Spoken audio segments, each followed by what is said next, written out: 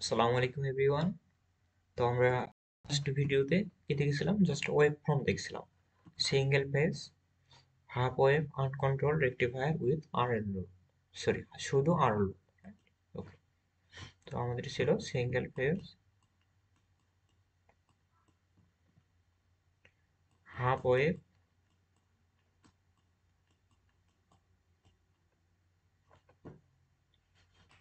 তো এটা আমরা লাস্ট ক্লাসে দেখছিলাম single phase half wave uncontrol rectifier with RL load. Okay, তো এটা অলরেডি আমরা এই ইকুয়েশনের অর্থাৎ আমরা ওয়েভ ফর্ম দেখেছিলাম লাস্ট ক্লাসে। হ্যাঁ, তো এটা আমাদের ওয়েব ফর্ম ছিল। জাস্ট এই ওয়েব ফর্ম থেকে আমরা আজকে কিভাবে অর্থাৎ এর কিভাবে অ্যাভারেজ মানটা বের করতে হয়, অর্থাৎ আমাদের ভোল্টেজের অ্যাভারেজ মান এবং আরএমএস মানটা কিভাবে নিতে হয় সেটা আমরা আজকে দেখবো, রাইট? তো দেখো, তো অ্যাভারেজ মান নিতে হলে তো আমি একটু লাস্ট ক্লাসে এগুলো একটু মার্কিং করি নাই। হ্যাঁ, তো এই পয়েন্টটা কত হবে দেখো, এই পয়েন্টটা আমাদের পাই হবে। হ্যাঁ, এইটা হবে আমাদের পাই, এটা 0 পাই, 2 পাই, 3 পাই, এগুলো তোমরা একটু মার্কিং করে নিবা, ঠিক আছে? তাহলে আমাদের রেঞ্জটা কত হচ্ছে, তো ভি নট এর রেঞ্জটা কত হচ্ছে, লিমিটটা কত হচ্ছে, অর্থাৎ কোন সাইডে, অর্থাৎ এইখান থেকে দেখো, অর্থাৎ 0 থেকে পাই পর্যন্ত। হ্যাঁ, 0 থেকে পাই পর্যন্ত এর লিমিটটা। তাহলে আমরা কি দেব, যে আমরা এভারেজ মানটা বের করতে চাই, তো এভারেজ মানটা কত আমরা কি জানি, অর্থাৎ কোনো একটা ফাংশনের এভারেজ মানটা আমরা কিভাবে নির্ণয় করি, এভারেজ ইকাল টু অর্থাৎ 1 by time period integration VM sine omega t into d, sorry একটু ভুল লিখলাম, অর্থাৎ ভিএম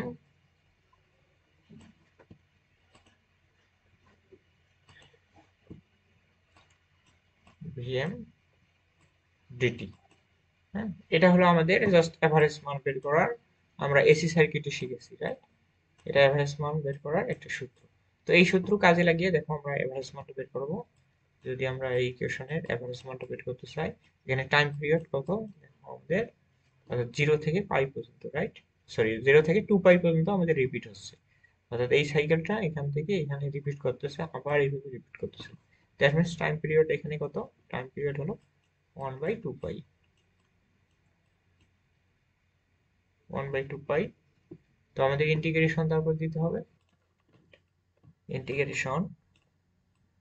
তো আমাদের ভিএম বলতে কি বোঝায়, এখানে ইনপুটে যে সিগন্যালটা ছিল, তো ইনপুট সিগন্যালটা কি ছিল, ভিএম সাইন ওমেগা টি। তো আমরা ওমেগা টি এর রেসপেক্টে যেহেতু এটা ডি ওমেগা টি, তো আই থিঙ্ক আমরা বুঝতে পারছি। আর লিমিটটা আমাদের দিতে হবে 0 থেকে পাই পর্যন্ত, 0 থেকে পাই পর্যন্ত আমাদের লিমিটটা আছে, ঠিক আছে? অর্থাৎ এই যে এই রেঞ্জ, এখানে 0 পাই, এটা হলো লিমিটের রেঞ্জ, আর হলো টাইম পিরিয়ডটা হলো এই পুরো সাইকেলটা, ঠিক আছে? ওকে, তো এটাকে দেখি আমরা ভাঙাই, তাহলে 1/2 পাই। তাহলে এটাকে ইন্টিগ্রেশন করলে আমরা কত পাবো, সাইনকে ইন্টিগ্রেশন করলে আমরা কি পাই, মাইনাস কজ, রাইট? ঠিক আছে, minus cos omega t, omega অর্থাৎ ডি ওমেগা টি এর রেসপেক্টে করলে এটা আমরা পাবো। তো আমি লিমিটটা দিয়ে দেই 0 to পাই। তো এটাকে আর একটু ভাঙাই, তাহলে কি হবে, ও ভিএমটা সামনে আনলাম, ভিএম/2 পাই ইন্টু, তো আমরা লিমিটের মানটা বসাই দিই, ঠিক আছে? তো লিমিটের মান বসাই দিলে এখানে কি হবে, মাইনাস কজ ওমেগা টি এর জায়গায় পাই বসাবো, যেহেতু আমরা ওমেগা টি এর রেসপেক্টে এটা ইন্টিগ্রেশন করছি। কস পাই, তারপর মাইনাস একটা হবে, যেহেতু সামনে মাইনাস আছে আমি একটা লাইন শর্ট করলাম, এবং সামনে যে, তো আমি একটা লাইন বেশি করি তাহলে বোঝানো সুবিধা হবে, কস পাই মাইনাস কস 0। ওকে, তাহলে ভিএম/2 পাই,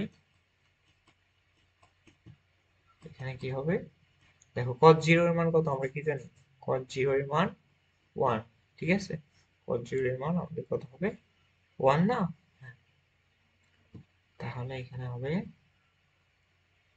তো আমি একবারে লিখি, মাইনাস মাইনাস কি হয়, প্লাস না? হ্যাঁ, তাহলে ওয়ানটাকে সামনে লিখলাম, আর মাইনাস কস পাই। আবার কস পাই এর মানটা কত? কস পাই এর মানটা আমরা বসায় বসাই দিতে পারি। কস পাই এর মানটা 0।